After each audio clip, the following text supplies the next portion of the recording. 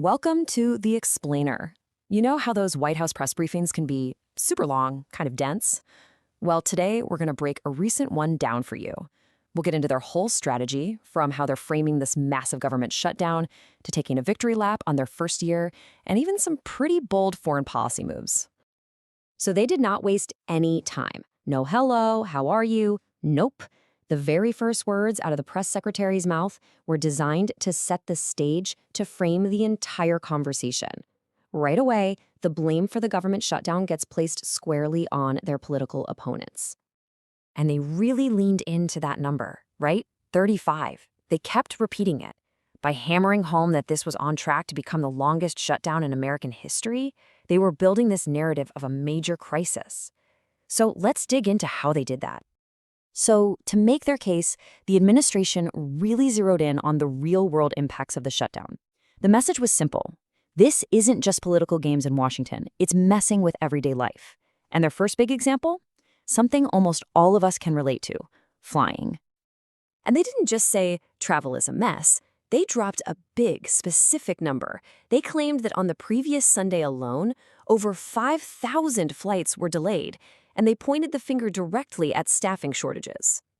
And check this out. This is how they made that problem seem even more dramatic.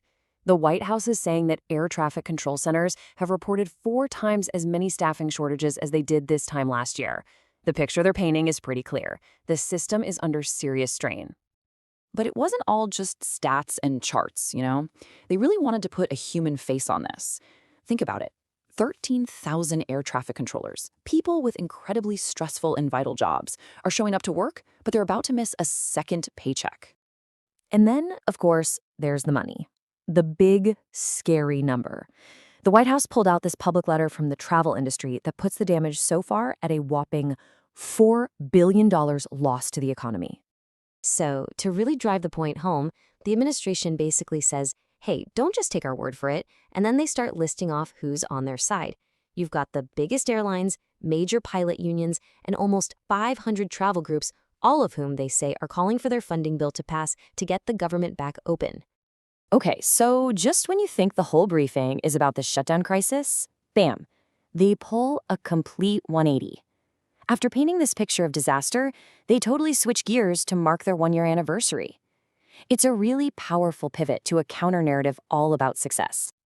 And it was like a rapid-fire highlight reel of promises they say they've kept, all in under 10 months. We're talking about everything from a huge tax cut and getting tough on drug cartels to ending multiple wars and securing the border. And this right here, this is the heart of their economic story. It's a classic before and after shot. By putting these numbers side by side, they're drawing a really clear line.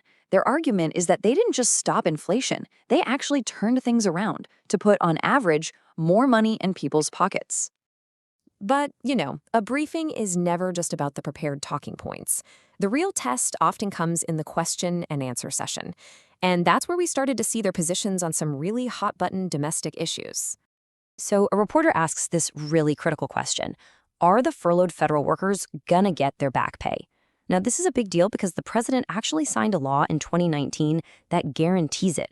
So you'd expect a simple yes. But the answer was, well, it wasn't a simple yes. Instead of just confirming they'd follow the law, the press secretary framed it as a point of negotiation. Basically, a bargaining chip to be used in the bigger shutdown talks. All right, next up, another really tough question. With the shutdown continuing, what happens to people who rely on SNAP benefits? You know, food stamps.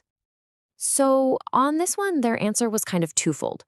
First, they say, yes, we're complying with a court order, we're releasing emergency money.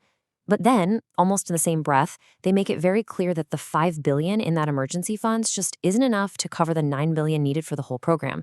It's another way of putting the pressure back on their opponents. Okay, so shifting from domestic issues, the Q&A also gave us a really clear snapshot of where the administration stands on the world stage, and it revealed some pretty assertive foreign policy positions. What's so interesting here is how blunt and direct these answers were. You can see the pattern, right? Pressure on Mexico, a direct threat to Nigeria, direct talks with Syria, and a hard line on tech for China. The underlying message across the board is one of decisive, assertive action. So let's zoom out for a second. What does all this tell us? When you look at the whole thing, you start to see that this wasn't just a random series of updates. Not at all. There was a very clear, very structured game plan at work here. It really breaks down into a simple three-part strategy.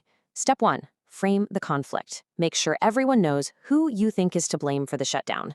Step 2, showcase your success. Pivot away from the negative and hit them with a highlight reel of your accomplishments. And finally, step 3, project strength. Use the tough questions to show you're firm and decisive. And that really leaves us with a bigger question to chew on, doesn't it? In an era where everything feels so divided, what is the main purpose of a White House briefing anymore? Is it to inform the public with just the facts? Or is it really about persuading them, about winning the daily narrative? Something to think about.